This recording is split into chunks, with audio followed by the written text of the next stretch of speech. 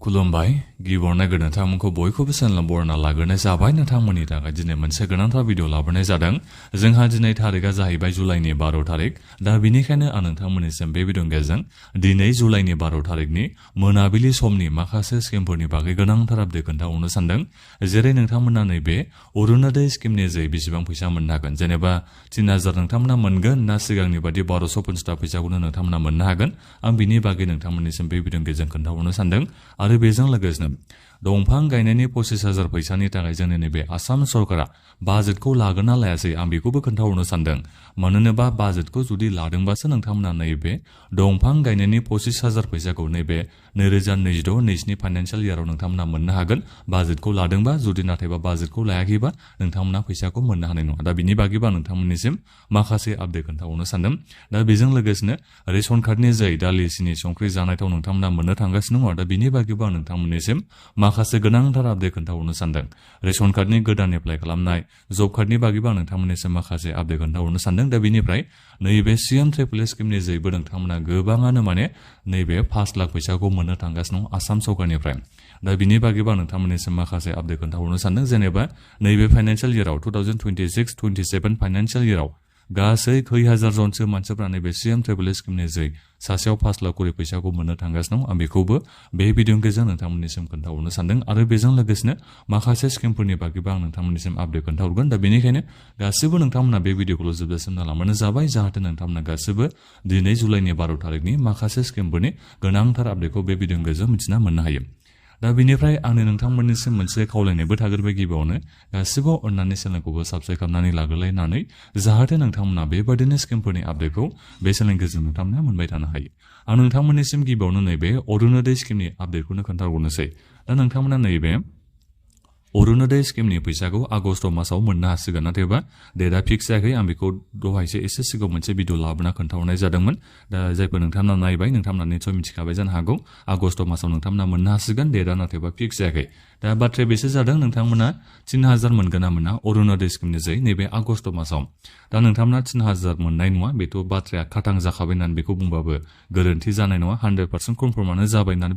बुंनो नांगोन। आरो नोंथांमोना अरुणोदय स्किमनि जै मास मोनसेयाव 3000 करि नोंथांमोना नैबे आगस्ट मासनिफ्राय मोननो हानाय नङा। नोंथांमोना बेसेबांखौनो मोननो हागोन, नैबे 1250 फैसाखौनो नोंथांमोना मोननो हागोन। दा बेनिफ्राय गोदान सिस्टेम लाबोदों अरुणोदयनि थाखाय, आं बिनि बागैबो खोन्थाहरदोंमोन। जेनेबा जायफोर इलिजिबोल, नोंथांमोना बयबो जाहाथे अरुणोदय स्किमनि जै फैसाखौ मोननो हायो, बिनि थाखाय गोदान जोंहा इउनिफाइड माबा मोनसे सिस्टेम बेबादि लाबोदों। आं दहाय नोंथांमोननिसिम खोन्थाहरखांखाबाय। दा बेनिफ्राय जायफोर मुलाम्फा मोनथावना नङा, बिथांमोननि नामखौ जाहाथे दानना होनो हानाय जायो। दा बिनि थाखाय बे सिस्टेमखौ लाबोदों जाहैबाय आरो। दा बेनिफ्राय गोदान एप्लाइ खालामनायाबोथ' जोंहा एसे उनावनो जानो थांगासिनो दङ। नोंथांमोना गासिबो दै जल' दानिया हमलायलायदो। गाज्रि बाथ्राया बेनो जाहैबाय जे नोंथांमोना अरुणोदय स्किमनि जै आगस्टनिफ्राय 3000 फैसाखौ मोननो हानाय नंला। नोंथांमोना 1250 फैसाखौनो मोननो हागोन। दा बिनि उनावसो लासै लासै बिथांमोना बारायलांसिगोन। जेब्ला इलेक्सन खाथि जागोन, अब्लासो नोंथांमोननिसिम नैबे अरुणोदय स्किमनि फैसाखौ मास मोनसेयाव 3000 करि बिथांमोना नोंथांमोननिसिम होगोन। बेखौल' नोंथांमोना नेनानै थाबाय थाबानो जाबाय आरो। आंनि बुंनाय बाथ्राया जागोन ना जाया, जुदि जायाबाथ' जोबोद मोजां नोंथांमोननि थाखाय। मानो होनोबा नोंथांमोना थाबैनो 3000 फैसाखौ मोननो हागोन। नाथायबा आं बुंनाय बाथ्राया थिग जायोबा नोंथांमोना फैबाय थानाय 5 बोसोर जेब्ला जागोन, बै समावसो नोंथांमोना इलेक्सन खाथियावसो अरुणोदय स्किमनि जै 3000 फैसाखौ नोंथांमोना मासै मोननो हागोन। दा बेथ' जाहैबाय अरुणोदय स्किमनि आपडेटआ। दा बेनिफ्राय नैबे दंफां गायनायनि 25,000 फैसानि बिथांमोना बाजेट लागोन ना लायाखै। दा आं बाजेटआव नागिरजोबदोंमोन, नाथायबा नैबे मुख्यमन्त्रि महिला उद्यमिता अभियान बे स्किमनि जै नोंथांमोननिसिम 25,000 फैसाखौ नैबे फाइनान्सियेल इयाराव होगोन होननानै बेबादि बाजेट लानायखौ आङो नागिरसेयावबो नुनो मोननो हानाय जायाखै। दा बेखौ बुंनो थाङोबा चान्सआ जोबोद खम नैबे फाइनान्सियेल इयाराव। फाइनान्सियेल इयारा जोंहा दाख्लै बावैसो हाबदों नालाय, खै माससो जाखो, मास मोननै थांबाय होननानै बेखौ बुंनो नांगोन। दा बे फाइनान्सियेल इयाराव नोंथांमोना मोननो हानाय नङा। फैगोन फाइनान्सियेल इयारावसो नोंथांमोना मोनगोनखौ आसाखौ लानो हागोन। नाथायबा एप्लाइ खालामनाय बायदि गासिबो प्रसेसा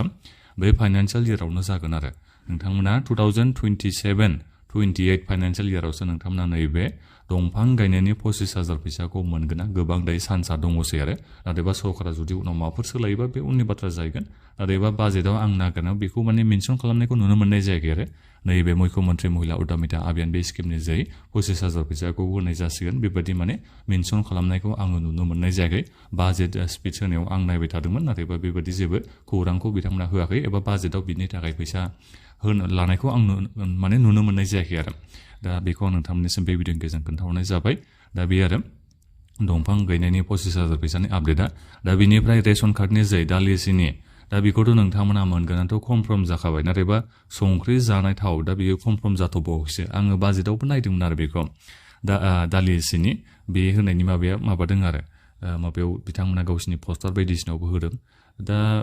संख्रिखौथ' नोंथांमोना मोननांगौ जानाय थावखौबो 1 लिटार मोननांगौ दा बेखौ बिथांमोना होगोना होआ दा होगोना होआ माने नोंथांमोना संख्रिखौबोथ' मोनखानांगौ नाथायबा बाजेटआव आं बे नुनायाव ओरैनो दालि सिनि माइरङाथ' फ्रियावनो नोंथांमोना मोनखायो नङा होमबा दा बे मोनथामखौ आं नुनो मोननाय जादों आरो बेनिफ्राय संख्रि ओरै जानाय थावनि फारसे एसे माने सिरि जाथ'नायखौ आं नुनो मोननाय जादों दा जिखियानो जाया मानो अब्लाबो नोंथांमोना नैबे आगस्ट मासखौ नेदो आगस्टनि 1 थारिखआव नोंथांमोना फ्रियावनो ओरैनोथ' फ्रियावनो मोनखासिगोन दालि सिनिखौथ' नोंथांमोना बेथ' जोंहा कनफार्म जाखाबाय नाथायबा संख्रि जानाय थाव दा बेखौसो नोंथांमोना फ्रियाव मोननो हागोन ना हाया नैबे आगस्टनि 1 थारिखनिफ्राय दा बेसो जोंहा मोनसे गिदिर कुइसन जानानै फैदों आरो दा जिखियानो जाया मानो नोंथांमोना नैबे रेशन कार्डनि जोहै दालि सिनि बेथ' कनफार्म जाखाबाय आगस्टनिफ्राय नोंथांमोना मोनगोन ना जानाय थाव 1 लिटार संख्रि दा बेखौ नोंथांमोना मोनगोन ना मोना बेयो जोंहा कनफार्म जानो थाखाय एसे समा नांबावगौ नोंथांमोना फैसा होनो नांला एबार नैबे आगस्टनि 1 थारिखनिफ्राय फ्रियावनो नोंथांमोना दालि सिनि संख्रि जानाय थावखौबो नोंथांमोना मोनगोन नैबे आगस्टनि 1 थारिखआव जुदि आसाम सरकारा होयोबा फैसा थाइसेबो लाला आरो नोंथांमोननिफ्राय दा बेथ' जाहैबाय रेशन कार्डनि दालि सिनि संख्रि जानाय थाव सोनायनि आपडेटआ दा बिनिफ्राय नैबे CM AAA स्किम आं जिबन प्रेरणा निजुत बाबु आसनि बेफोरनि बागैबो खोन्थाहरगोन नोंथांमोना टेनसन लानो नाङा नैबे CM AAA स्किमनि जोहै नैबे फाइनान्सियेल इयाराव 2026-27 बे फाइनान्सियेल इयाराव दा जा सोलिबाय थादों दा बे फाइनान्सियेल इयाराव गासै 50,000 जन लाइमोनफोरनो बिथांमोना फैसाखौ होनो थाखाय दायो बाजेटखौ खालामनाय जाबाय दा नोंथांमोना मिथिना मोनबाय गासै खै हाजार जन 50,000 जन लाइमोनफोरनो दा नोंथांमोना एसे उनावनो बेनि थाखाय एप्लाइखौ खालामनो मोननो हासिगोन एसे नोंथांमोना नेबानो जाबाय नैबे सेप्तेम्बर मासफोरनिफ्राय आं जागोन बायदिखौ आसाखौ लादों जुदि नैबे आगस्ट मासाव जायाबाबो आरो CM AAA स्किमनि एप्लाइ खालामनाया जाय CM AAA स्किमखौ नोंथांमोना मेट्रिक फेलबाबो एप्लाइ खालामनो हागोन नाथायबा क्लास 10 सिम नोंथांमोना फरायनाय जाथारनांगोन आरो नोङो नाथायबा मेट्रिकखौ फेल जाबायबा एबा पास नोंथाङा खालामनो हायासैबाबो जेबो नङा नोङो क्लास 10 सिमल' खमथारबाबो फरायनायाबाबो नोङो एप्लाइ खालामनो हागोन जायफोर ग्रेजुएसन पास जानाय जायफोर हायार सेकेन्डारि पास जानाय जायफोर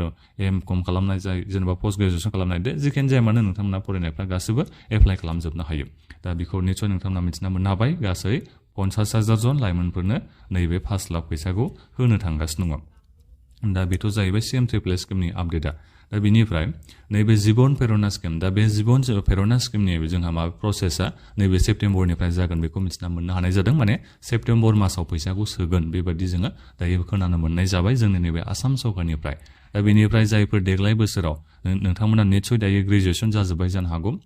नैबे माबायाव मा होनो बेखौ देग्लाय जुनावनो जोंहा थांनाय मासावनो नोंथांमोननि फाइनाल रिजाल्टआ निसय ओंखारजोब्बाय जानो हागौ दा जिखियानो जाया मानो नोंथांमोना नैबे जिबन प्रेरणा स्किमनि थाखाय एप्लाइ खालामनो हागोन नालाय दा बेखौ नोंथांमोना सेप्तेम्बर नैबे माबानिफ्राय आगस्टआव एप्लाइ जानो हागौ नाथायबा फैसाखौ नोंथांमोना सेप्तेम्बरनिफ्रायसो मोनगोन बेबायदि जोङो खोनानो मोननाय जादों आसाम सरकारनिफ्राय दा बेथ' जाहैबाय जिबन प्रेरणा स्किमनिया दा बेनिफ्राय थिग बेबायदिनो निजुत बाबु आसनि दा बेखौबो एप्लाइखौ बे माबायावनो नभेम्बर डिसेम्बर बे मासाव जानायनि बाथ्राखौ जों मिथिना मोननो हानाय जादों बिनिफ्राय नैबे निजुत मयना आसनि दा बिनि फैसाखौबो नोंथांमोना नैबे आगस्ट सेप्तेम्बर बिनिफ्राय मोनगोन आरो एप्लाइबो बिनिफ्राय जागोन बेखौ जोङो जोंनि नैबे आसाम सरकारनिफ्रायनो मिथिना मोननो हानाय जाबाय दा बिनि थाखाय माने बाजेटखौ लाखाबाय नालाय नोंथांमोना थांनाय बोसोराव जायफोर एप्लाइ खालामनायमोन फैसाखौ माब्ला मोनगोन बेखौ गोबानो सोंहरबाय थादोंमोन दा नोंथांमोना निसय मिथिना मोननो हाबाय नोंथांमोना नैबे आगस्टआव मोनाबाबो सेप्तेम्बराव मोनगोन सरकारा होनाय बायदिबाथ' सेप्तेम्बरावसो सोगोन बेबायदिखौ माने खोनादों आरो दा बेहाय बिथांमोना गावसोर गोदान एप्लाइनिखौसो बुंखो ना